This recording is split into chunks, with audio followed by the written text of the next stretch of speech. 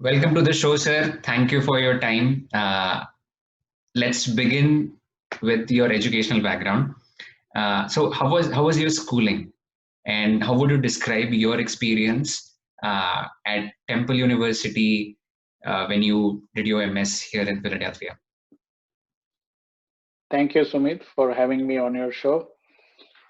Schooling in India, in America was fun. तसा मी सुरुवातीपासूनच अभ्यासू होतो. पण माझा एज्युकेशनचा कल असा आहे की more of understanding than rote learning. घोकमपट्टी करून अभ्यास करायचा मला कधीच जमला नाही. तो विषय समजून घ्यायचा, खोलात जायची याची आवड. आणि मग ती एकदा झाली की मग त्या विषयात टॉप केल्याशिवाय राहायचं नाही असं. पण again it was more about understanding than knowledge, right. आणि इंडियन एज्युकेशन सिस्टम आणि टेम्पलचं एज्युकेशन सिस्टम दोन्ही याचे ऍडव्हान्टेजेस आहेत. टेम्पलमध्ये it was more about more of practical training. MBA केलं मी टेम्पल युनिव्हर्सिटी मधून आणि त्याच्यामध्ये खूप ग्रुएलिंग कोर्स होता. एका वर्षात मी MBA पूर्ण केलं. पण त्याच्यात मजा आली. म्हणजे असं कधी स्ट्रेसफुल वाटलं नाही किंवा काही वाटलं नाही. इंडियन एज्युकेशन सिस्टीमचे सुद्धा खूप फायदे झाले, कारण त्याच्यात मेमरी स्किल्स डेव्हलप होतात.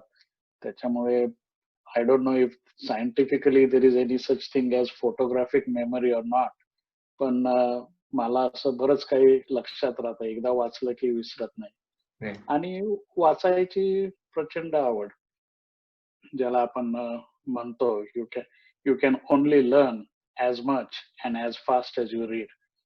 तर त्याच्यामुळे वाचनाची प्रचंड आवड. इंडियामध्ये असताना इकॉनॉमिक टाइम्स हा वर्तमानपत्र घरी यायचं, आणि त्याच्यात त्यांचे जे तेव्हाचे एडिटर होते स्वामीनाथन हंकले सर अय्यर, त्यांचे इकॉनॉमिक्स वरचे मी एडिटोरियल वाचायचो आणि ते खूप आवडायचे. त्यांची मांडणीची सिंपल शैली होती. आणि त्याच्यातून मग इकॉनॉमिक्स इंटरेस्ट डेव्हलप झाला. शाळा संपल्यानंतर MBA केलं, इंजिनिअरिंग केलं इलेक्ट्रॉनिक्स अँड टेलिकम्युनिकेशन मधून.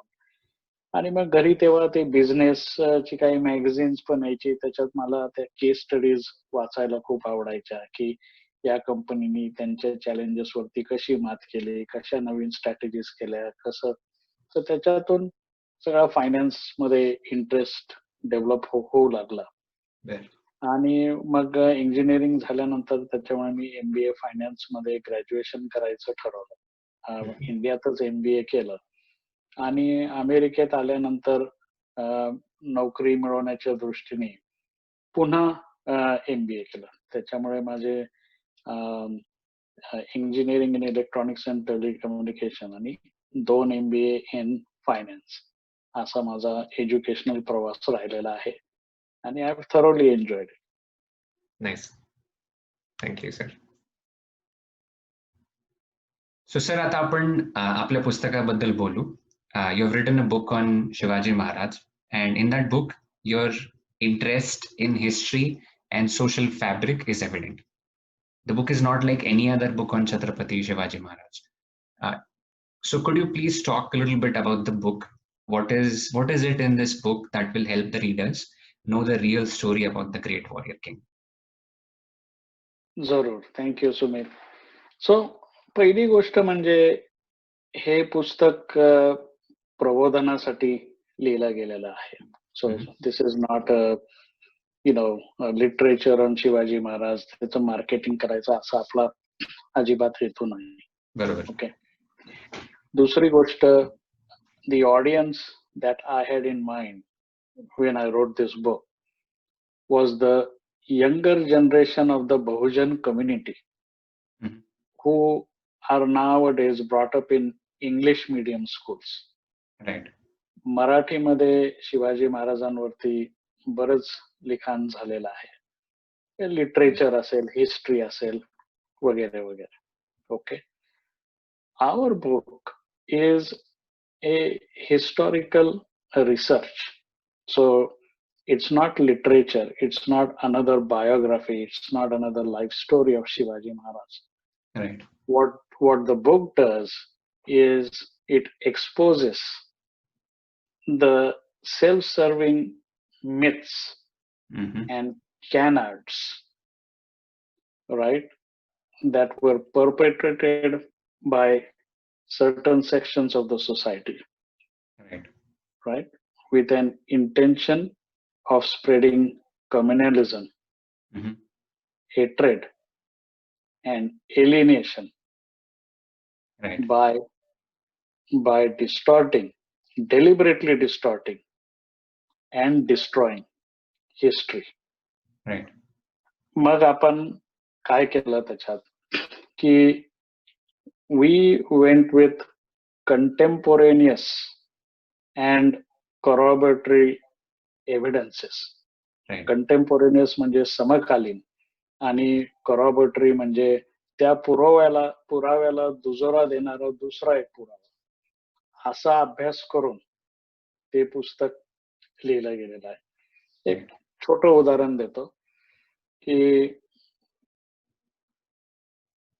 आपण म्हणतो दादोजी कोंडदेव हे शिवाजी महाराजांचे गुरु होते, right. So the book explains की दादोजी कोंडदेव कसे शिवाजी महाराजांचे गुरु नव्हते आणि पुराव्या सगळं. दादोजी कोंडदेवांचा पहिला रेफरन्स हिस्ट्रीमध्ये येतो एक 1636-37 साली, when Shivaji Maharaj was 6 years old. At that time, Dadoji Konde was appointed as the administrator and clerk of Kondana Fort. तर ते कोंढाण्यावरती होते आणि शिवाजी महाराज आणि जिजाऊ साहेबांची पुण्याची जागीर होती, ते सांभाळत होते. शहाजी महाराजांचा तह झाल्यानंतर ते कर्नाटकात गेले.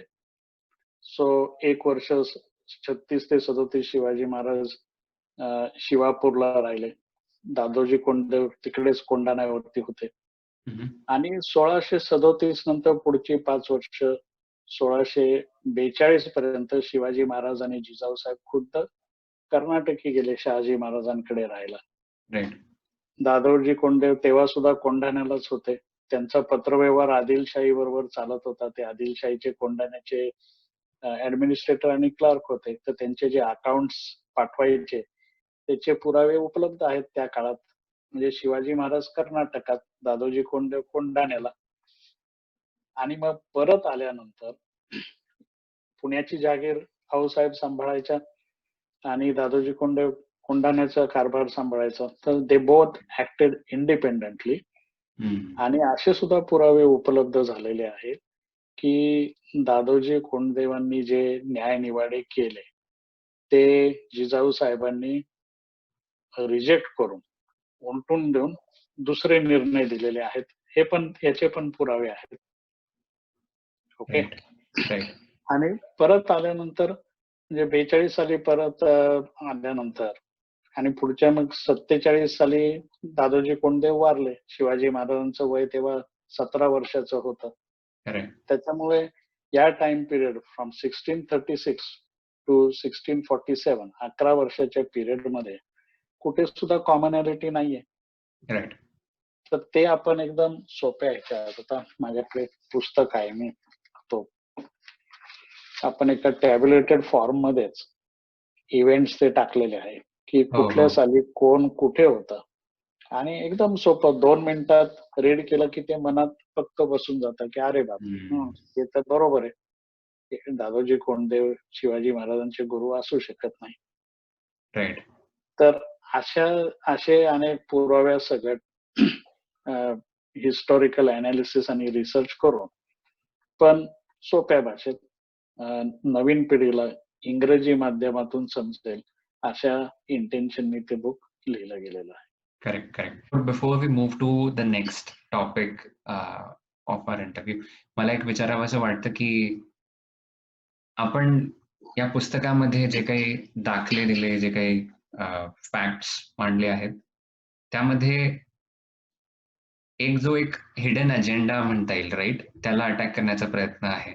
तर would it be fair to say, or would you equate Hindu nationalism in India with the white supremacy in the US?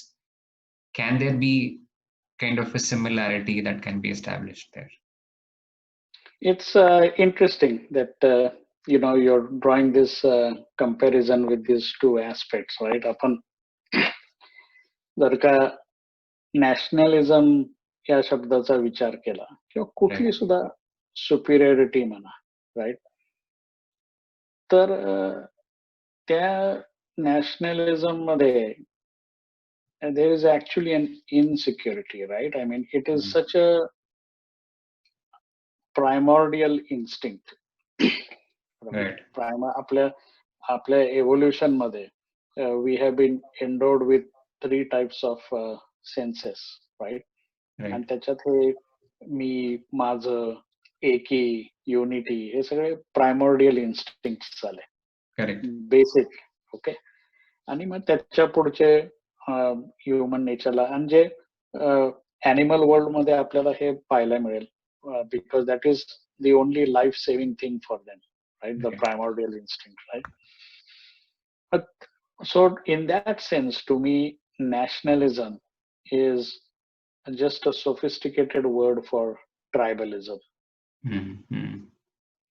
आणि ह्युमन इव्होल्युशन जर का तुम्ही पाहिलं तर त्याच्या पुढे आपल्याला निसर्गाने इमोशन्स दिलेले आहेत.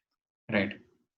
आणि इमोशन्सच्या पुढे जाऊन आपण जर का आपलं इव्होल्युशन पाहिलंय, ज्याला आपण this part of the brain, prefrontal cortex ज्याला आपण म्हणतो, that has given you the power of logic, reasoning and rationality. तर त्या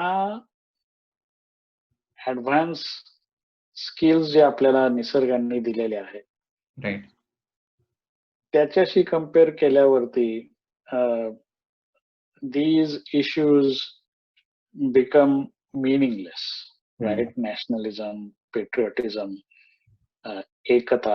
आपण एकता हा विषय जरी घेतला तर एकता म्हणजे युनिटी, आणि युनिटी मध्ये सुद्धा डिव्हिजिव्हनेस येतो, कारण unity against who are you united against, right. So we have to move from these primordial concept to, म्हणजे एकतेपासून आपल्याला एकात्मतेकडे जायचंय. We have to go from nationalism to humanitarianism, right.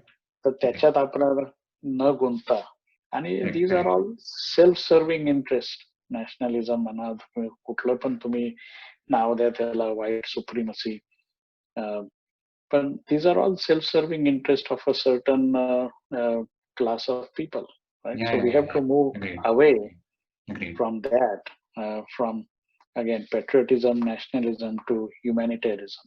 Correct. Absolutely. That is my outlook. Yep. Okay. So, sir, now we'll talk about your career, your interest in economy, finance, and so on. So, for the viewers, for the subscribers, I want to very proudly mention that you are the head of risk department with a Fortune 500 multinational company, and your career graph till now shows your clear interest in economy and finance. We also spoke about your interest in history. Do you think there is any connection between history, economics, and the psychology associated with it? Good question, Sumeet. Yes, I do believe there is a very strong connection, right? आता आपण economics आणि psychology आपण जर का म्हणलं, तर basically sometimes economics is defined as the study of psychology, right? Because it's a cause effect. It's the impact of the human behavior on the economy, right? So उदाहरणार्थ आपण सोपं एक उदाहरण घेऊ की समजा मिठाची किंमत कमी किंवा जास्त झाली, तर आपण जास्त मीठ वापरणार का? अरे चला, मिठाची किंमत कमी झाली, जास्त मीठ खाऊ. असं होत नाही, राईट. आपल्याला पाहिजे तेवढंच आपण मीठ खाणार. So there is definitely a cause and effect, right. पण तेच जर का एखाद्या चंगळवाडी गोष्टीबद्दल झालं की किमती कमी झाल्या, तर आपण म्हणतो चला घर घेऊ, चला टीव्ही घेऊ, चला दुसरं काही घेऊ. So I think there is definitely a link between human behaviour on economy. तो एक भाग झाला. आणि economics is also a study of trends, right. की या साली असं झालं, 1930 साली ग्लोबल डिप्रेशन झालं, 2000 साली नॅसडॅक क्रॅश झालं, 2008 साली ग्रेट रिसेशन झालं, आता कोरोना व्हायरस झाला. याच्यासाठीच काय. आणि जेव्हा आपण ट्रेंड बद्दल बोलतो, मग तेव्हा हिस्ट्री आलीच, because trend is a time line. Correct. And when you talk of a timeline, you are talking of history. Right. So yes, I do believe these three things are definitely interconnected: economics, psychology, and history. Correct. And you just mentioned Corona, right? And while we are talking about economics, and I know Corona मुळे आपण आज असं virtually भेटतोय. Neither we would have been sitting in a room and doing this interview. But anyways, let's look at this maybe positively as well. So how do you think the post-Corona world would be like? Will there be any impact on China's growth as the world superpower? Interesting. Ata, like I said, the impact will be twofold, right? One, let's look at the economic situation, right, and then look at the social impact, right? Ata, economics simple principle hai. It's like water.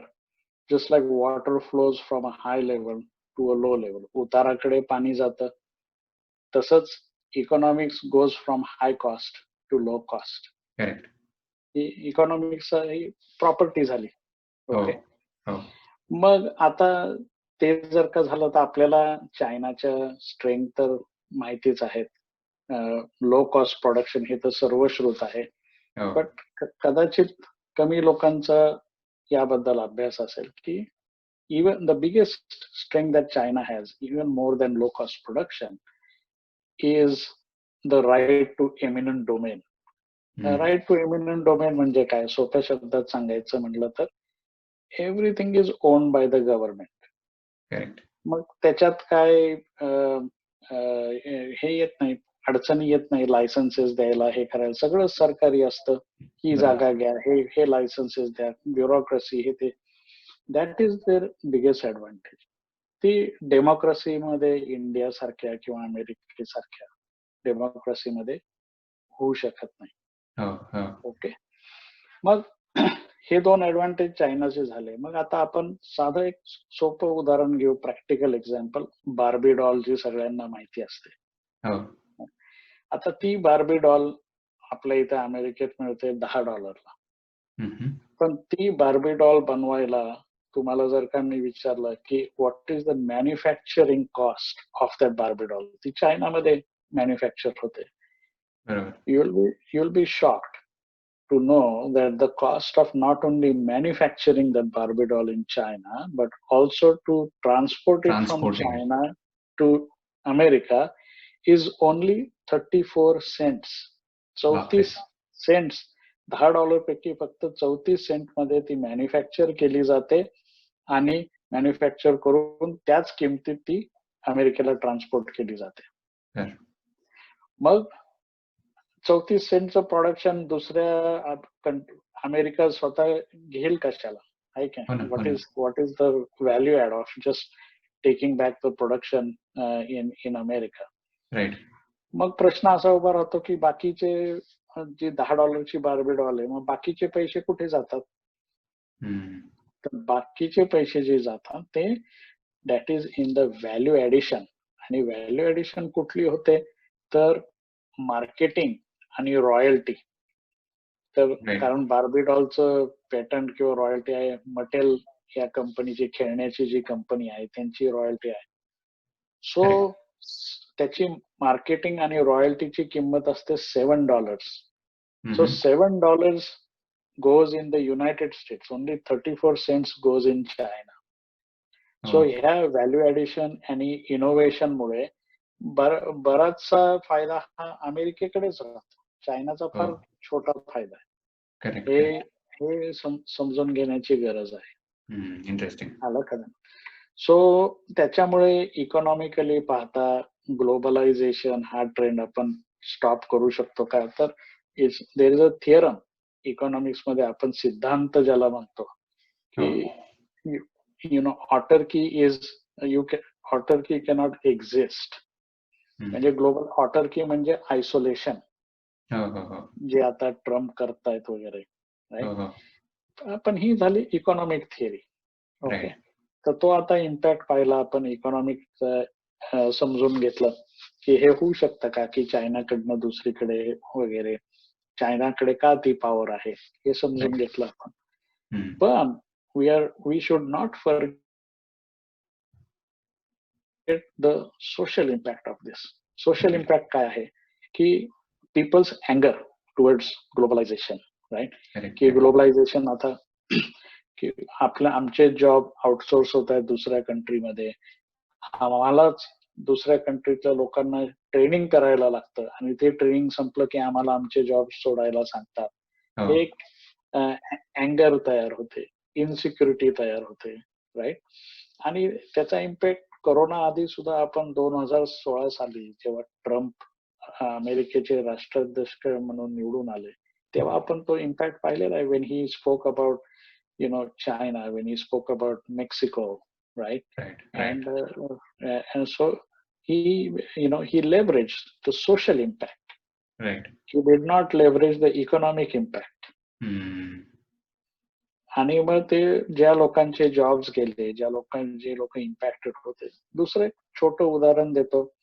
सुरुवातीला मनुष्य hunting करायचा, मग hunting नंतर ऍग्रिकल्चरचे त्याला अवजार develop व्हायला लागले, मग ऍग्रिकल्चर आलं. मग so the society benefited at a large scale farming चालू झालं. पण मग जे हंटर्स होते त्यांचं रोजीरोटी गेली. So small section of a society is impacted but a large section benefits. Correct.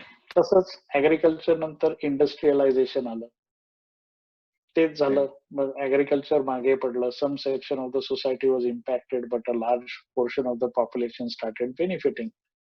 त्याच्यानंतर सर्व्हिसेस आलं, इंटरनेट आलं, टेक्नॉलॉजी आली, इनोव्हेशन आलं. बरोबर. तर ही वाटचाल चालू असताना इकॉनॉमिक्स मध्ये there is always going to be certain section that will be left behind, but at large it will benefit the society as a whole. So sir, नाव आता आपण थोडं एका इंटरेस्टिंग टॉपिक कडे वळू. We'll talk about life, happiness, motivation in general. So what is your happiness routine like? How do you keep yourself sane and motivated?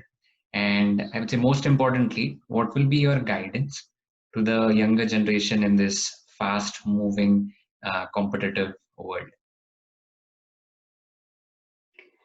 जरूर.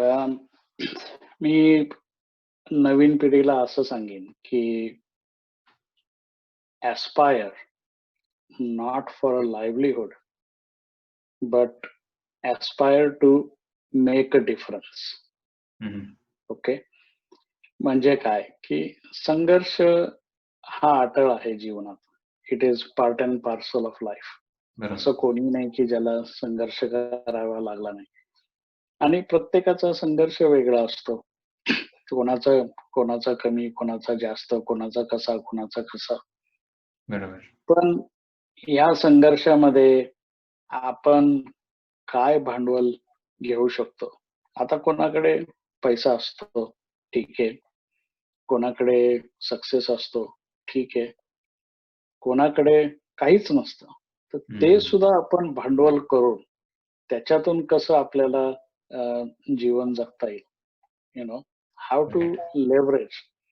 आणि कोणाकडे फेल्युअर असतं, ते सुद्धा भांडवलच झालं की आता ही चूक माझी झाली, आता ही कशी सुधारायची, राईट. तर त्याच्यामुळे give your dreams and aspirations a chance and time. And time. आपण लाईफ मधनं अनेक फेजेस मधनं जातो. मी ज्याला म्हणतो from an aspiration phase to realization phase. बरोबर. जेव्हा रिअलायझेशन फेज येईल तेव्हा आपण करू हिसाब किताब. पण बरोबर. जेव्हा ऍस्पिरेशन फेज आहे तर त्याच्यात आयुष्य प्रवाहित राहायला पाहिजे. Life is a manageable struggle. मी जे सुरुवातीला म्हणलं की इट्स हो. Not only a struggle, it's a manageable struggle. त्याच्यात आपण अवेअरनेसनी जेवढी उडी घेऊ तेवढं चांगलं. आणि ऍस्पिरेशन्स कशा हव्यात की don't chase a destination, enjoy the process, the journey, enjoy the journey. Right. तसं तुम्ही केलं तर मला वाटतं लाईफ बऱ्यापैकी पीसफुल, म्हणजे हॅपीनेसच्या पुढची स्टेप पीसफुल, ज्याला आपण म्हणतो की don't give up but let go. म्हणजे आपले प्रयत्न करत राहा आणि गुंतू नका. हे मी काय अध्यात्म सांगत नाही, मी हे प्रॅक्टिकल सायन्सच सांगतो की आयुष्य प्रवाहितच ठेवायला हवं. हा झाला पहिला मुद्दा. दुसरा महत्वाचा मुद्दा म्हणजे एक्सरसाइज आणि डाएट. याची म्हणजे आजचं जे धकाधकीचं जीवन झालेलं आहे, खूप स्ट्रेसफुल लाईफ असतं, खूप टार्गेट्स असतात, खूप टाइम बाउंड प्रोजेक्ट्स असतात, खूप एक्सपेक्टेशन्स असतात. आणि त्याच्यासाठी एक्सरसाइज आणि डाएट हे फार महत्वाचे. मॉडरेशन मध्ये, जसं आपण म्हणतो की वॉटर इज लाईफ, पण त्याच पाण्यात आपण बुडून मरतो सुद्धा. जसं gravity is essential for life, gravity is essential for entertainment. आपले सगळे स्पोर्ट्स वगैरे ग्रॅव्हिटीवरती आधारित असतात. Right. But that gravity can kill also when up you know. So moderation मध्ये एक्सरसाइज आणि diet to manage today's lifestyle is I think very important. Nice. आणि माझा तिसरा सिद्धांत म्हणजे की हॅपीनेस कॅन बी सिंथेसाइज्ड. आणि हे रिसर्च आहे, हे अगेन कुठलंही मी अध्यात्म सांगत नाही आणि काही. सिंथेसाइज म्हणजे काय की हॅपीनेस कॅन बी क्रिएटेड और peace can be created in any situation. याचं प्राईम उदाहरण म्हणजे काय की आपण जेल मधलं जे पॉप्युलेशन बघतो, they have lost all their freedom. Right. कोणाला फाशीची शिक्षा असते, कोणाला जन्मठेपेची शिक्षा असते, अनेक वर्ष जेलमध्ये असतात. बरोबर. पण तरी सुद्धा life moves on for them. They try to find happiness. अगदीच उदाहरण द्यायचं झालं तर आपलं संजय दत्त फिल्म ऍक्टर आहे त्याचं घ्या. येरोडा जेलमध्ये होतं, पण he had little children at home and everything. पण तिथे सुद्धा he found his peace and happiness. Jail मधून तो रेडिओ प्रोग्राम करायचा. तर हा रिसर्च आहे की हॅपीनेस कॅन बी सिंथेसाइज, ज्याला आपण न्यूरोप्लास्टिसिटी ऑफ द ब्रेन म्हणतो. You can train your brain to some extent. जसं आपण बॉडी बिल्डिंग करतो, राईट. आणि बॉडी बिल्डिंग केल्यावर चांगले मसल्स डेव्हलप होतात. आणि मग 6 महिने समजा तुम्ही बंद केली तर your body tries to go back to its natural state. तसंच माइंडचं आहे.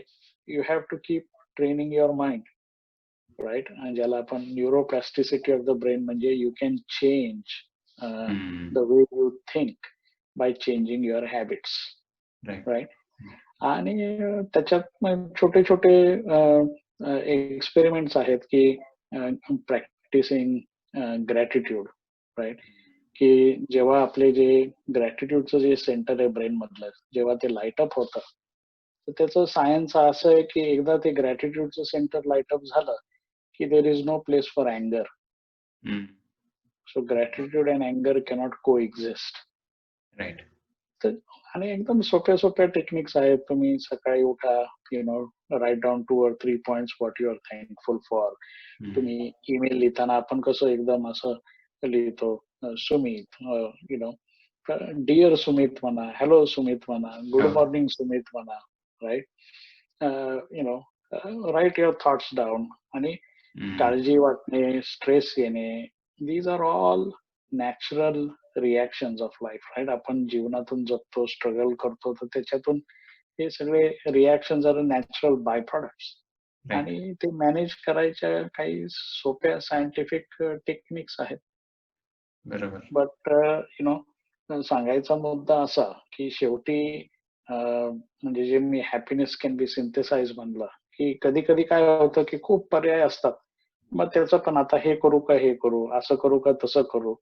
आणि जे जेलमध्ये असतात त्यांना काहीच पर्याय नाही, तरी ते हॅपी असतात पर्याय नसताना सुद्धा. सांगायचा मुद्दा असा की काळ आणि पर्यायाचा अभाव यांच्यामध्ये सांत्वनाची खूप मोठी ताकद असते. तर लाईफ प्रवाहित ठेवा, निर्णय घेत चला. तो निर्णय बरोबर होता का चुकीचा होता हे काळ सांगेल, पण निर्णयच घेतला नाही तर आपला पराजय तर सुनिश्चित आहे आताच. बरोबर बरोबर. तर absolutely life is a manageable struggle. Just keep it flowing. Correct. All right. Sir, we'll move to our last round of the interview. इथे मी एक शब्द घेईल आणि in a response to that word तुम्ही पण एक शब्दात रेस्पॉन्ड करायचंय. फॉर एक्झाम्पल इंडिया म्हटलं की तुम्ही म्हणू शकता homeland, right. So the first word is India. प्रयत्न करतो, but you have to give me liberty to use hyphenated words. बिलकुल बिलकुल चालेल. So the first word, sir, India or the US? Best of both worlds. Job? Not life. Family? Betterful. Money? Utility. Happiness? Not success. Life? Manageable struggle. Nice. खूप छान. खूप खूप धन्यवाद sir, आपण वेळ दिल्याबद्दल. It was really enriching as always talking with you. Hope to meet you soon in person. Thank you very much. Thank you, Sumeet. Thank you. All the best to you and all the best to your subscribers. Thank you so much. Thank you, sir.